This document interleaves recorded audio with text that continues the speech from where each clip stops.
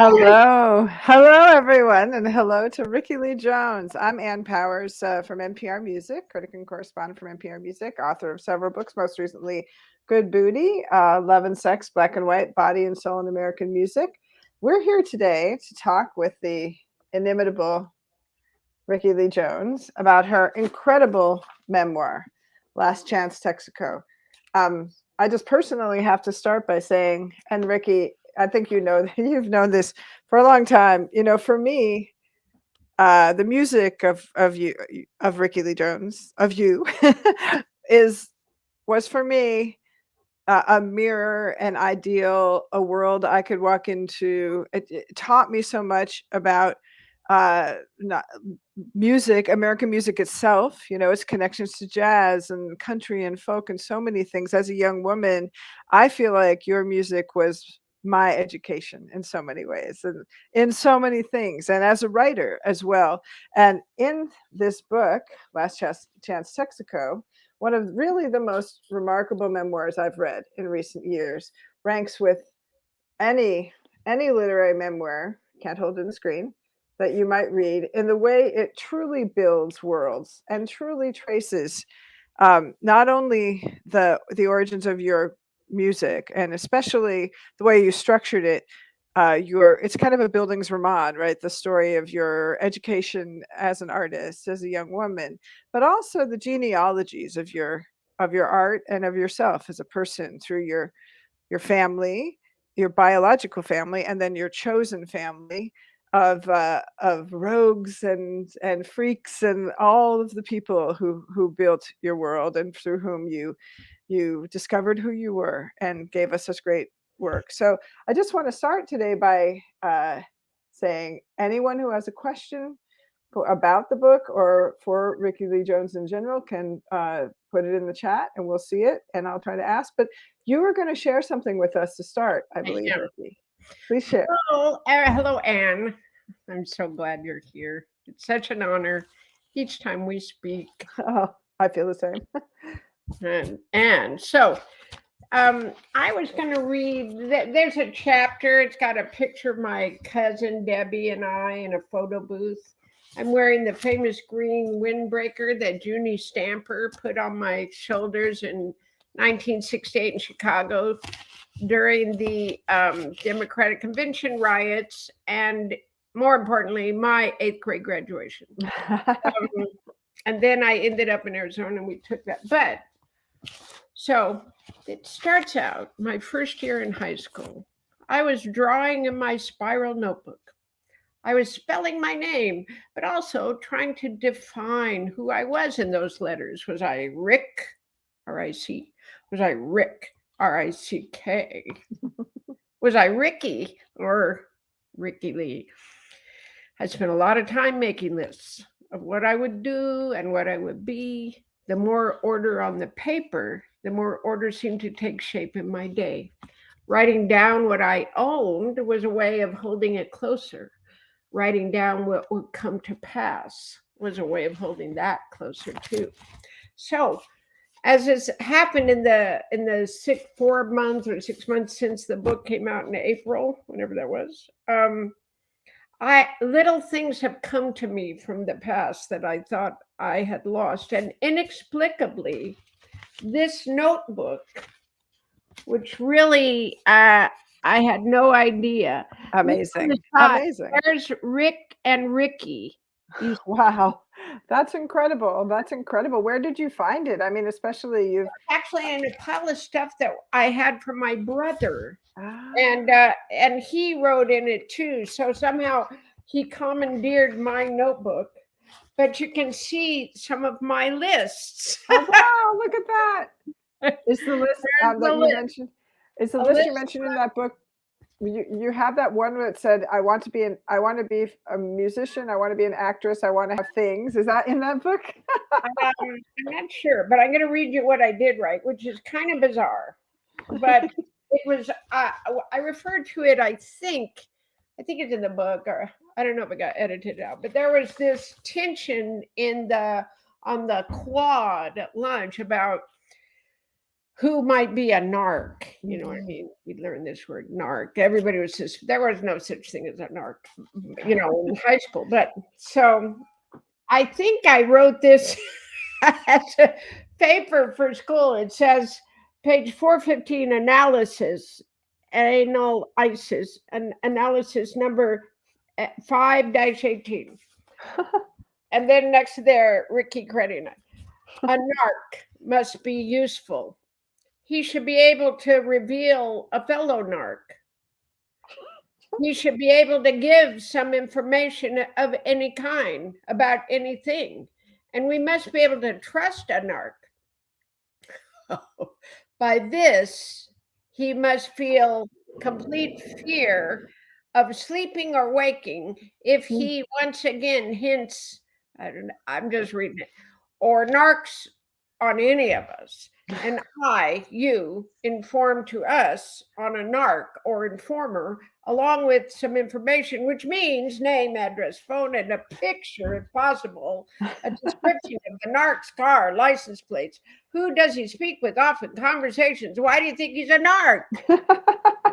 When you send us your letter, so there it is. When you send us your letter, please tell us whether you suspect them or know they're a narc, and whether they're from the state or the city, or whether they are but informers. So I think, and do you have some kind of proof? And if possible, were you told, and by who, and for what? So as I read this, I'm thinking this is a fantasy of me trying to get in with those elusive people. And if we're their friend, we'd create this thing, you know, so me having fantasies of people accepting me. So Wow. finish this little piece that I was doing. So I had a whole bumper crop of music now. Jefferson Airplane was on my turntable every day. Buffalo Springfield and Jimi Hendrix, and bits of new music, Vanilla Fudge and the Mothers of Invention. Plastic People. New ideas were taking shape for me. New ideas were taking shape. For me, surrealistic pillows seemed to be at the eye of the storm I longed to be a part of. The hippies. Their beautiful music alluded to LSD and a grown-up life that I longed to call my own. San Francisco, 1968. I was missing out on everything happening. It was out there. My first month at school, I tried to do everything perfectly. I sat in the front of class at algebra. I auditioned for the choir. I went to a football game. I went to a dance. I even took a speed reading course. I hoped to become something greater than I was. I posed for my class picture wearing the culottes my mother had made for me. By October, I fell asleep most mornings in first period. I didn't care much about sports. I wasn't very interested in anything school had to offer. Everyone was searching for an identity, which is why some people didn't even get a hello, while others were social celebrities. Our kind sat at a lunch table, your kind at your table. Cross the line and there'd be hell to pay. We were like jungle animals at the watering hole. What does this all matter anyway? I was oversensitive. That's clear to me now, but my sensitivity made me delve deeper into my emotions. Without a constructive outlet, those feelings would have been damaging to my psyche, but I was already matching music to my emotions. I was just starting to make up my own songs when I was turned down for the choir. It was done in such a spiteful way that I wonder now if the choir teacher was a friend of that music teacher from Glendale who called me a prima donna. He singled me out in front of my friends, saying my voice was too unusual. Kind of like those fuckers who come to Amazon.com and just write bad reviews even when they haven't even listened to the song or read the review or read the book, right? I was devastated. And when this dickhead rejected my voice as too unusual, he rejected me as too unusual. Being unusual was a social death sentence for a freshman.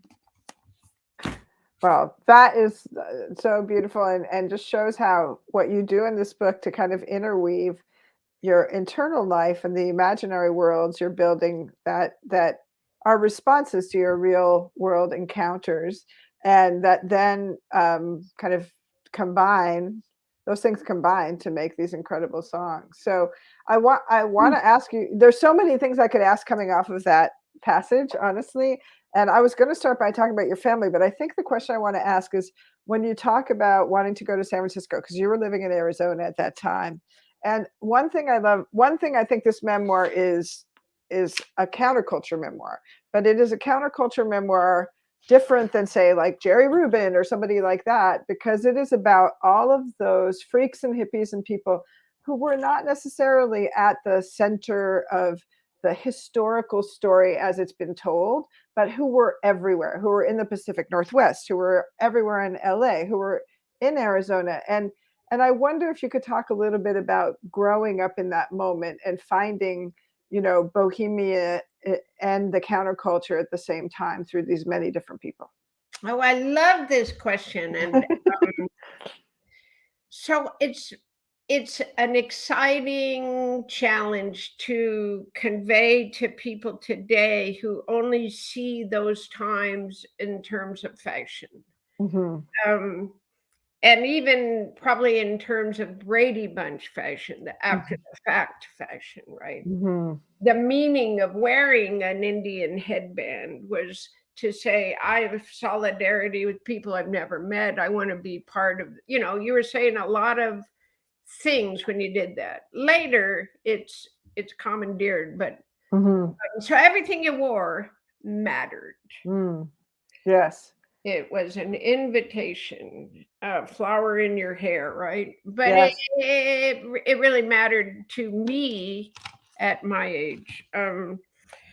And I want you to ask me again because I need a direction to go in. Oh, just talking, I'm thinking about when you're traveling and you start to meet these different characters, boyfriends, lovers, friends, the people you crash with, and like, Oh, you were kind of in search of that, of of the place where you could call home to kind of somehow maybe escape your family a little bit, but also celebrate the uniqueness that you that's talk right. about in You that. remind me now. So that California, and I think I got there at the very end of it, but anyway, 1969 and 68, the doors of of all up and down the coast of California were open. If you were ahead and you needed a place to crash, somebody would give you a place to stay. Mm. Somebody would give you something to eat, smoke a joint with you, give you a ride. There was a powerful community of people who recognized each other by the way they looked. And I Mm. guess maybe it was fed by this idea that by sheer force of will, we will make the world Right, the right. one we want it to be, the one we see. We'll do it by action, we'll do it by will. And I'm sure there are predators circling, bad people, people Mm. who want to take advantage of it. But for the most part, we're there taking care of each other. It Right. happened in the cave in Big Sur, it happened in Detroit City, it happened all over the place inexplicably. And I think that I'm guessing because I was young, but what I seemed to see was that it had the potential to make so much money. Mm. Television and fashion was feeding it too, don't get me wrong, but ran away with it. Mm. The back to the land thing people did. Mhm. My guitar player friend Kai, his parents did a back to the land thing in Oregon. That was a Mm. real craze. People really wanted to do it. And the colors everybody's wearing, brown and orange, back to the land, become the color schemes of fashion. Right. In a short time, what we do, our soul is sold back to us. Yes. And that's what's happening now. Yeah. It's much harder if you go to a photo shoot, there will always be a stylist. Yes. Because people don't know how to dress themselves and say, this is me and this is what I represent. They're used to somebody going, well, if you want to represent that, here, I'll dress you up like it. In which I digress, I'm sorry. But that's one of the things that was happening then. Everybody was a freak flag. And we shared a common freak flag language. And that was real. I mean, I really did show up. I knew nobody, and people just passed me around. I was not hungry. I always had a place to stay, and I'm not the only one. I love it. You make it come alive so beautifully in the book. But before you end up on that journey and discovering, the chosen family that keeps expanding, you talk a lot about your own family, and your mother and your father kind of give you different genealogies and different roots of your core being. And I just want to talk about your dad for a sec, and the legacy of vaudeville entertainers in his family. And you have a great photograph of one named Pegleg Jones in the book, and yourself from the first album. And you're the same. It's almost like one of those like ghost photos, you could overlay them. Tell us about Pegleg Jones. I did not do that on purpose either. I mean, you could say that image must have been planted in my mind, right? But there they are. That's Pegleg. It's so and crazy. I have one of my dad too in the same pose, but I lost it. But so Pegleg was from, I think, North Carolina, maybe Virginia. I can look it up, but and he was poor, and he lived, as I do, right next to the railroad line where they switch the trains. I just read this yesterday on ancestry.com. One of my family wrote it, and I coincidentally live in the same half a block away from it. And as a little boy, he got out of the fence and he went over to try to jump on a train, and he slipped under the train, and he lost his leg. Oh my gosh. And I didn't know the exact thing. I knew that he had lost his leg as a child, but as I imagined it is exactly as it was. He had no chance of gaining respect, getting a job, as so many handicapped people endure even today. So he jumped into the carnival and went off and became a vaudevillian, a one-legged dancer and acrobat. He acted and he sang. He was a great ukulele player, which I think was a big fad at the time. And that was my grandfather. He had a lot of notoriety. He was the vaudevillian Pegleg Jones. There are others with the name, but he owns it. He's the guy.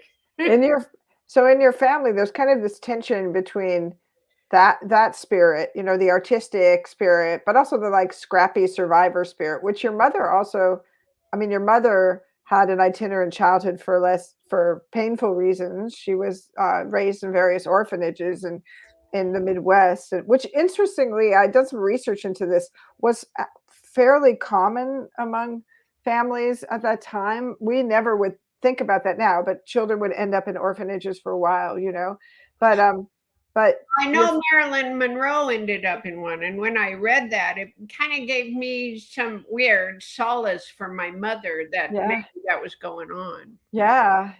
It was a strangely common thing, but there was a kind of a fundamental insecurity that your mother defied, with her spirit of resilience and survival, and trying to make your life kind of normal, whatever. But then your dad was a would-be artist, right? So, that's right. You got it. so you write in the book about these tensions, and how you emerge from those tensions. And there's one moment in particular. Well, before we get into that, I want to read this line. My mother's stories are the heart of me, the country from which I come. Can you talk a little bit about that, what you mean? Well, that was one of the first, and maybe is the first chapter I wrote for the book. Oh, wow.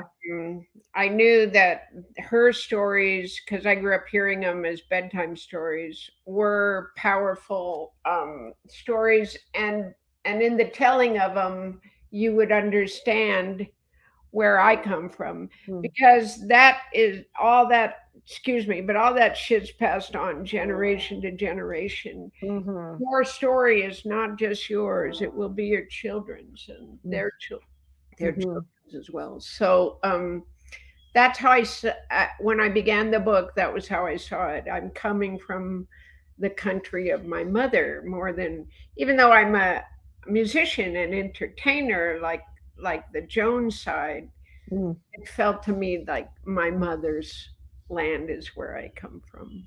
And in the end of the book, you make a beautiful circle because your mom you end with your mother as Yeah. well. Did you know you were gonna end up there when you started the project? No, I didn't. I'm not good with endings. Songs, poems, stories. It takes a lot of work. I'm a great starter. I go right to the end and go, because it always seems like there's a Oh, train. there's a train.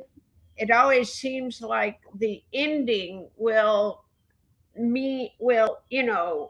put a crown on it or a Mhm. Indian headband. You can say all these wonderful things, but how you end it.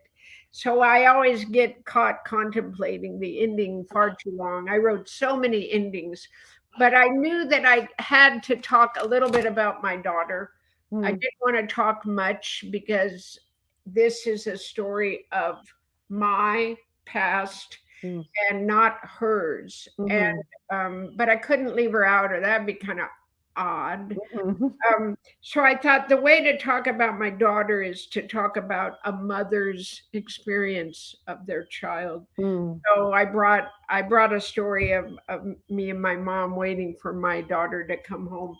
Who hasn't waited of late for their daughter to come I home? have a teenager, so I get Yeah. it. Where is Complete. she?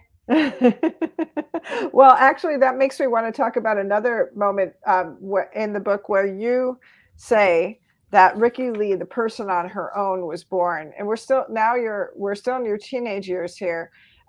You have run away, or you have absconded with yourself in a sense. And I love that you read that bit from the Notebook where you're like, and talking about, am I Rick? Am I Rickie? Who am I? But you're saying at this moment that you returned and that your mother, I think your mother stopped talking to you for a while, and you chose to be the person that your mother had warned you of, the things she threw out, the things she threw away. And I love that moment. And can you talk a little bit about that moment? And how conscious were you of that at the time? Or is this I'm on the mountain now, I can see what I was doing then? I think that moment happens in a series of moments where each time she makes the mistake of challenging what, the very metamorphosis I'm going through and must go through as a teenager, Hmm. and not believing in our love and our bond, being Mm. afraid that I'm going to be a bad seed when there's no reason to think that. But if you keep saying to somebody, I'm afraid you're the bad seed, I think Right. you might be the son of the devil. Are you the son of the devil? They go, wow, I like devil shoes, but I'm not. Uh, then, that's the vocabulary you give. So I think eventually there was this strange acceptance on both of our parts that well, eventually, but incrementally, I must have seemed like and been an unmanageable and wild thing. So the question I asked myself is, did she always see that in me, Mm. or did that happen because of a series of things where she left me no choice Mm. but to get get away, Yeah. I think now, and I believe now, that if they would have been able to give loving Mm. control, Mm. I wouldn't be here now. Mm.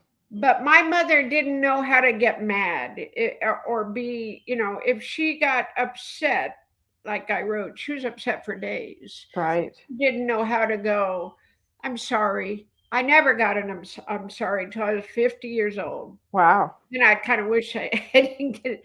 So she just had skills she didn't have. And if they could have come together and been loving, but no, you can't do that, and we're going to fight for. But they were in a free fall since 1965, Mm, and they just, they were trying, but it was an empty shell of a family since my mm, brother's accident. They just didn't have the right.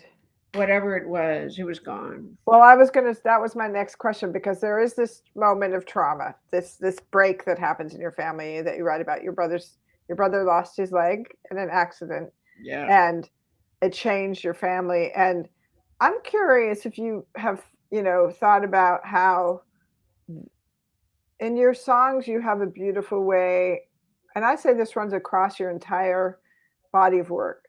Um, you have such empathy for broken people, and you believe that broken people are also whole people. Like they are both at once. And I don't know if that's rooted in your brother, in that family trauma you had, like having a broken person in your family.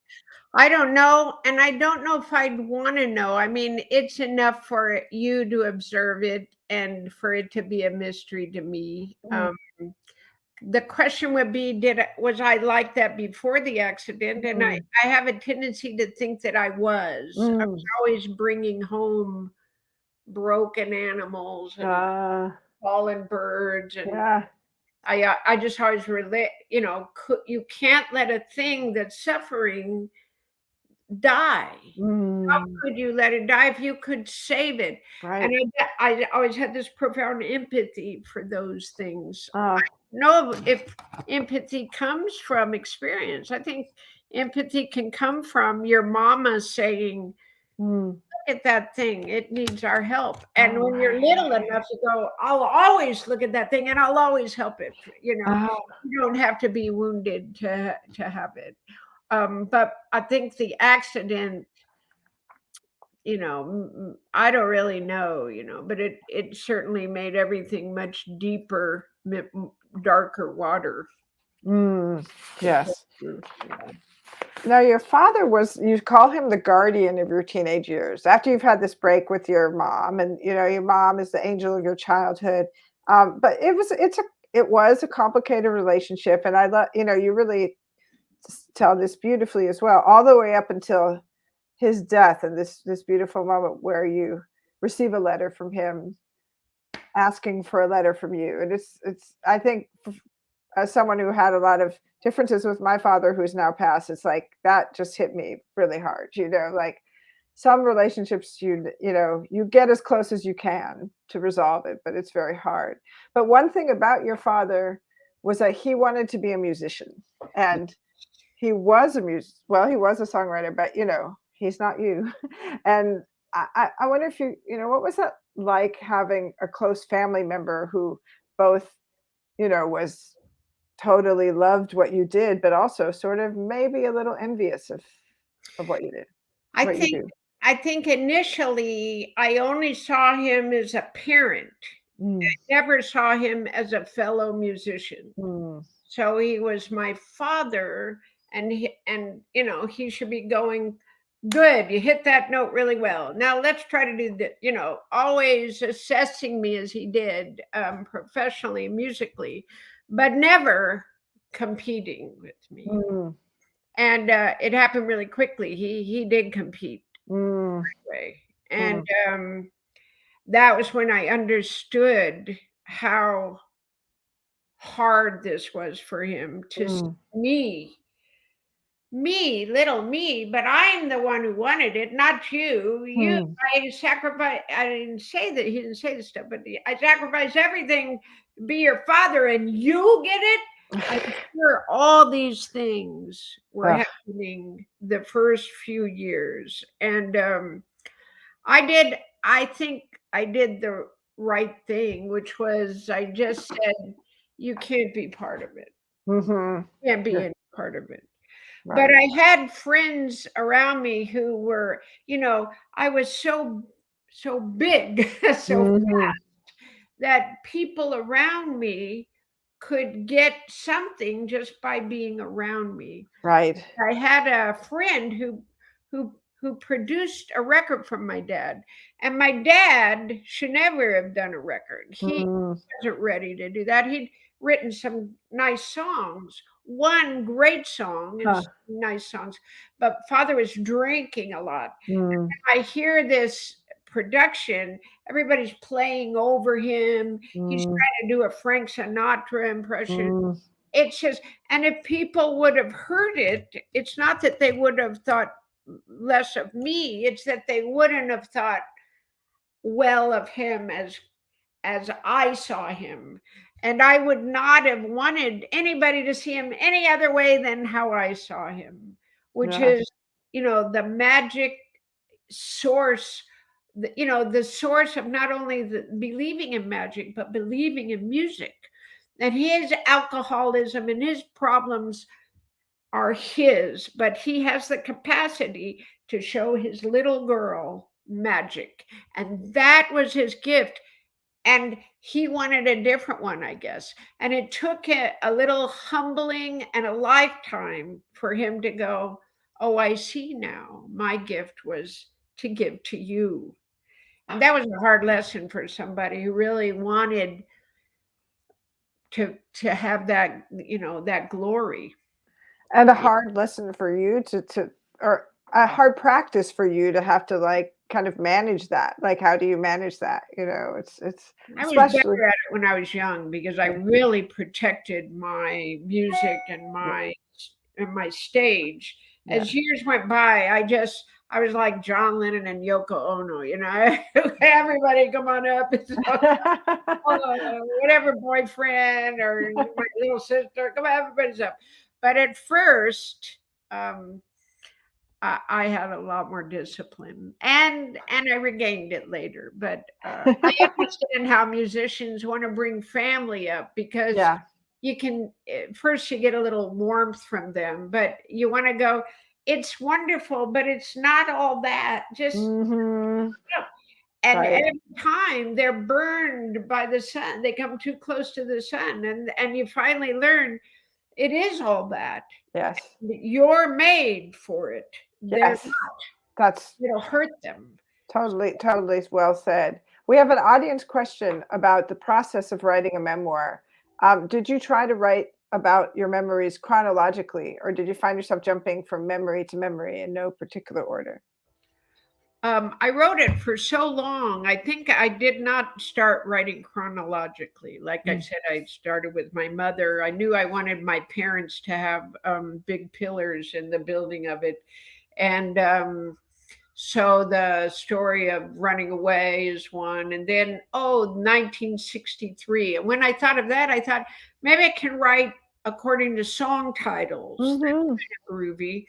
But like I did, what I do with all my records is I stay within a theme for a minute and then I get tired of it. I didn't quite see that through, but I did like Saturday Afternoons in 1963 as a way to tell the most important year of childhood for me, where how I really felt like a little kid, but starting to come, be aware and catching things and feeling so strong. Mm. And then the collapse of the family, not Mm. through the accident, but through President Kennedy's Mm. assassination, seemed to end the whole world I knew. And I don't know. Mm. I feel like it happened all over America. I think that we took a blow to the heart, but Mm. maybe our Irish Catholic family took it harder. I just don't know. But yeah, I identify with that. I was actually born in 64. My mother was pregnant when Kennedy was assassinated, and she always, even as a child, would tell me about like crying in the kitchen when she heard, and it was such a heavy blow people for know her. today how what that's like because we're so divided and we have no bright and shining Right. leaders or very few anyway. So he was like escorted us into a better place than where we come from. And but I think the main thing is to see somebody shot down in front of you, Mm, mm. even those on a, it just it's really hard to recover from. I know it's still heartbreaking for people, and I don't think it happened to. I don't even think it happened with Abe Lincoln. There's just No, about that it really yeah, affected the country. the Yeah. shock of it. Well, this is kind of inched us toward like talking about political matters, and I do have a question about something that happens to you as a young woman And in did the I book. answer the question okay? Oh, yes, you did. All right. Sorry. um, Sorry. there's there's you write very openly about an abortion that you had when you were 18 and the complications of the abortion and the fact that many people you sought out help from, medical professionals, disregarded you, and it's quite horrifying that you were treated so inhumanly, and finally through kind of sheer luck you run across this police officer who decides to help you. But I wondered if, given the threat to the right to an abortion that's looming right now, how that experience resonates with you now. Well, luckily I was just on the when it had just been legalized. So Mm, what would have happened if I hadn't have had that opportunity? Well, I would have had a baby at 18, mm, and I would never have had the opportunity to make music. mm, And I mean, it's the life of so many people, so many women who have to live in poverty because they have to raise a child and mm, they don't have mhm, the means or ability to bring their life up so their child's life can come up.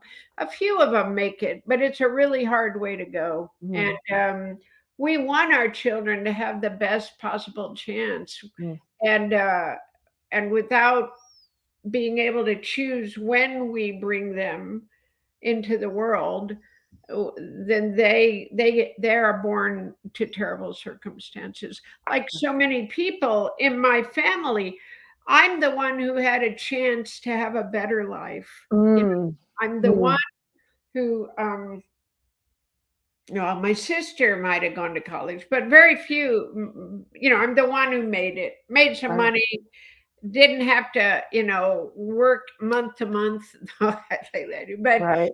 so it meant it was the difference between not only my life, but the music that I've got to share with the whole wide world. So every one of these decisions matter. There's no woman's life that doesn't matter, not only to her, but the echoes of what she will do in the future are affected by her right to decide if she's ready right now to for that awesome responsibility.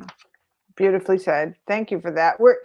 I have so many more questions. We only have a few more minutes. I'm going to jump to some of the people in your life when you are becoming Rickie Lee Jones, as we know you as the great artist you are. I think I have to go right to Tom Waits. You write so well about your relationship with him. What I love about the way you write about it is like it's very balanced. You are extremely open about the intensity and passion of the relationship, but it doesn't dominate the narrative any more than your relationship with like Sal Bernardi, Chucky Weiss, Lenny Warnaker, Russ Titleman, the other important people in your life. Given the fact that, especially when you were starting out, your connection to Tom Waits sort of was the subject of gossip. It was a subject of talk, um, mystery, fascination. Writing about it, how did you negotiate that? Sure, great question. Well, as years have gone by, I've seen that other people have the narrative and Mm, are deciding how it would be told and what kind of light I would stand under. So that was part of my motivation. mm, And because there's not a lot of motivation to tell private stuff, but mhm, it it is a love affair that people still talk about.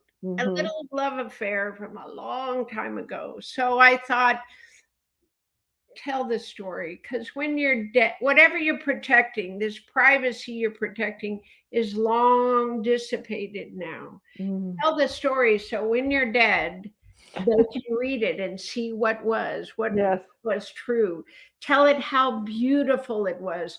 Don't let one little thread of sorrow that happened after, or anything that happened after, um, pollute the story as it was. Hmm. Go back and make it as beautiful as you would have wanted it to be before the shit hit the fan. So that was what I did. It took a long time, man. It took a lot of writings, and I had for a while I had the Santa Monica stories and the Hollywood stories, and Mm. and it was hard to let go of the one, and because there's kind of Raymond Chandler over there. Thinking there's a lot of editing to end up with bulbous. What do they call? What is it? The floating things that I wrote about. But anyway, Jellyfish. jellyfish, jellyfish.